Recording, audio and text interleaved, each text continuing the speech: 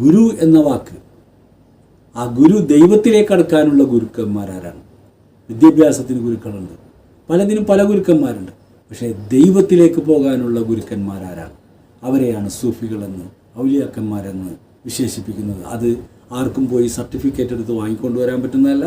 അത് സുന്നത്തി ജമാഅത്തിന് മാത്രം അവകാശപ്പെട്ടതല്ല, എപിക്ക് മാത്രം അവകാശപ്പെട്ടതല്ല, ഇകെക്ക് മാത്രം അവകാശപ്പെട്ടതല്ല, ആർക്കും അവകാശപ്പെട്ടില്ല. അതിനൊരു സർട്ടിഫിക്കറ്റും ഇല്ല. അത് അള്ളാഹു നേരിട്ട് കൊടുക്കുന്ന ഒരനുഗ്രഹമാണ്. അത് കൊടുക്കുന്നത് ചിലപ്പോൾ കള്ളുകൂടിയിരിക്കായിരിക്കാം, ഏറ്റവും മോശപ്പെട്ടവനായിരിക്കാം. ആര് നന്നാകണമെന്ന് അവൻ തീരുമാനിച്ചാൽ നന്നാക്കാൻ വളരെ സിമ്പിളാണ്. എല്ലാവരും അത് മനസ്സിലാക്കുക, തിരിച്ചറിയുക.